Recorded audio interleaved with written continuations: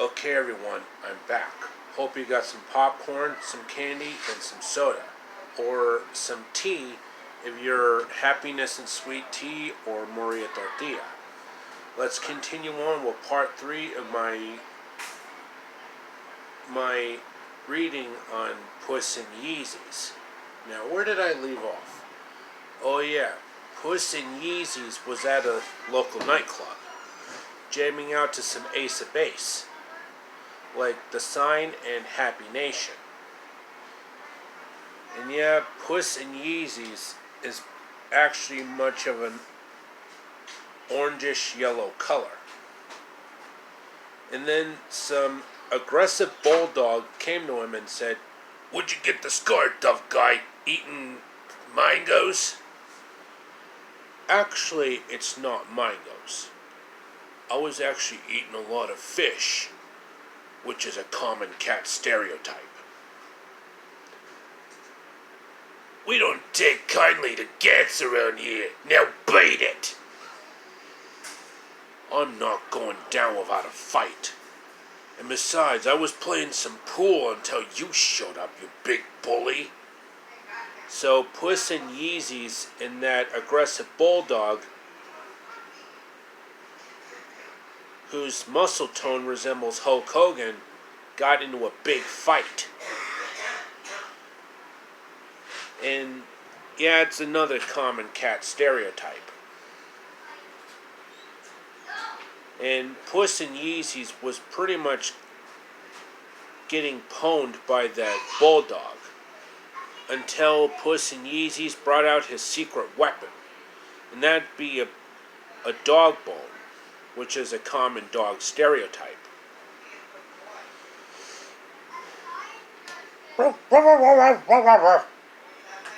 Oh, that's the last time I encounter a dog like that.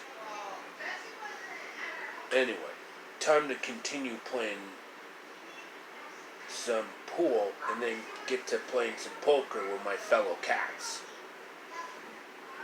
Yep. Puss in Yeezys was a compulsive gambler. He loves playing poker with other cats of different types.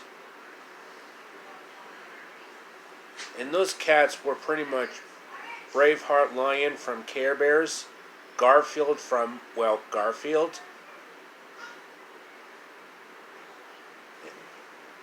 among various others, as well as Simba and his dad Mufasa from The Lion King.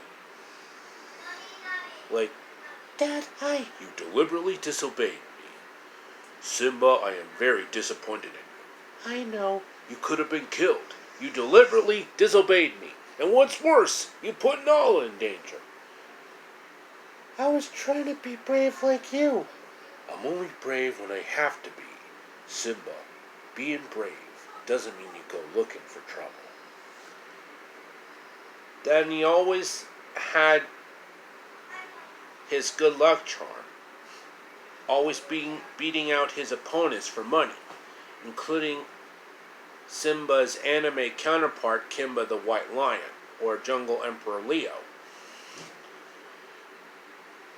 Meanwhile, at King Tyrone's MTV-style crib, Barney and Ingrid were playing Ultra Street Fighter 4 on the PS3. Or was it PS4? And King Tyrone was pretty much watching Game of Thrones on HBO. And then later, the Latin American Spanish dubbed version of The Sopranos with Humberto Vélez. "Whoa, Puss, what happened to you?" You could say that a dog tried to bite me in the tail, but I got him real good." "Oh, that's good to hear. What'd you do to that dog?" "I gave him a big juicy bone and a thing of steak that I snatched from a cookout earlier this morning." "Whoa, It seems like you're an accomplished thief. And I actually appreciate all the good work you do in these parts of the city. I know, Your Highness. I know. So, where's Barney and Ingrid? They're in the arcade room playing some Street Fighter. And then some Mortal Kombat. Oh, right. I forgot about that. Because they're both gamers. Barney, Ingrid, it's time for supper. Supper? Oh, boy. Hot diggity dog. Holy Jiminy Crickets. So, what's for supper? We're having Swedish meatballs with Brazilian fruit salad. Oi, muito bom.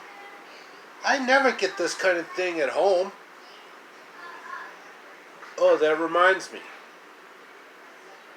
About the job offerings. The job offerings in the west side of the city are really poor. That's why I want to get better jobs on the east side. Maybe I should work at a McDonald's or a Pizza Hut or something. Or maybe get a job at one of those grocery stores. You know, like Woodman's or something. Or even the East Coast based Wegmans. But I have a feeling finding some good grocery store jobs is physically impossible. Oh, it's not possible. Oh, it is actually quite possible to find some good jobs in the city. Well, mostly on the east side. I tell you what. How about you find a job at Domino's Pizza? Really? You mean that, sir? Positively.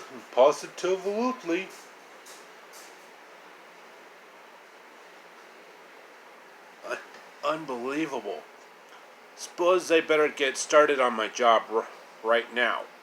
You know, searching for a good position at Domino's. Is supercalifragilisticexpialidocious. A spoonful of sugar helps the medicine go down. The medicine go down. The medicine go down.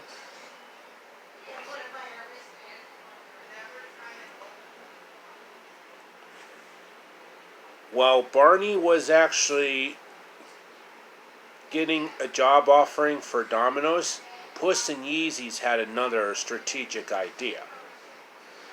And in terms of trying to get Princess Ingrid to fall in love with Barney, you know, for him to be her groom, believe it, date bayo. So, Puss and Yeezys, are you sure you want my precious daughter to marry Barney? That's what I said.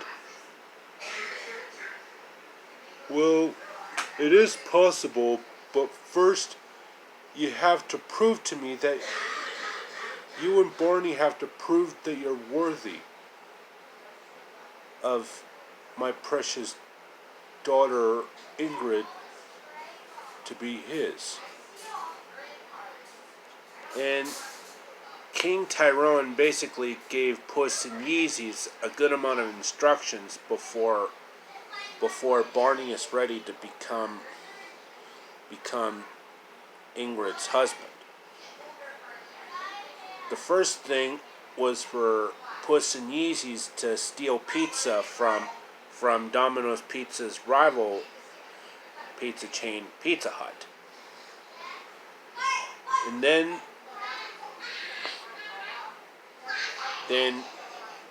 Puss and Barney attended a late night showing of classic Alfred Hitchcock movies like Psycho and The Birds, and of course To Catch a Thief. a great classic with Cary Grant and Grace Kelly. Yep, it was a double feature of Alfred Hitchcock classics, which are To Catch a Thief and Psycho.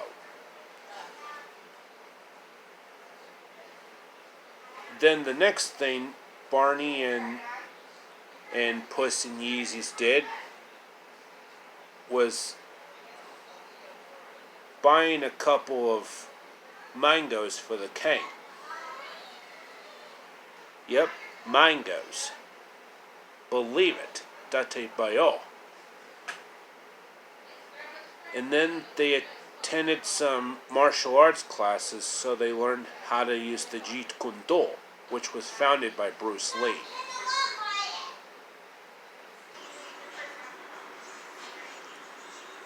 Then Barney and Puss in Yeezys went to an all-you-can-eat Japanese buffet and ate as much sushi as they could, mostly nigiri.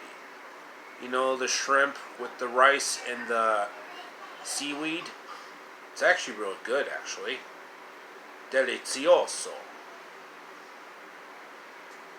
Yep, Puss in Yeezys is an accomplished thief. And King Tyrone actually supports that, compared to other adaptations of the Puss in Boots story.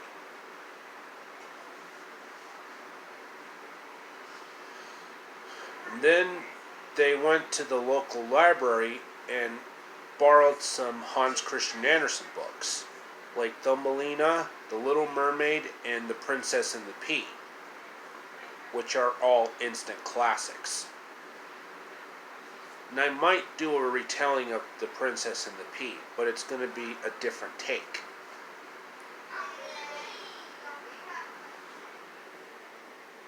And then they went to the video store and picked up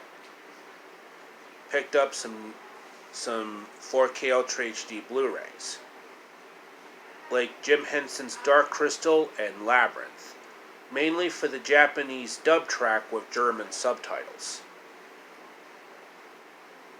And that was pretty much it for the day. Which was after Barney got done with his job at his pizza deliveries at Domino's Pizza.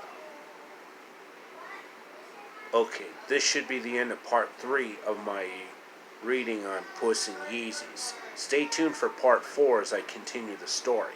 And I'll be right back after these messages, so stay tuned. And don't touch that dial.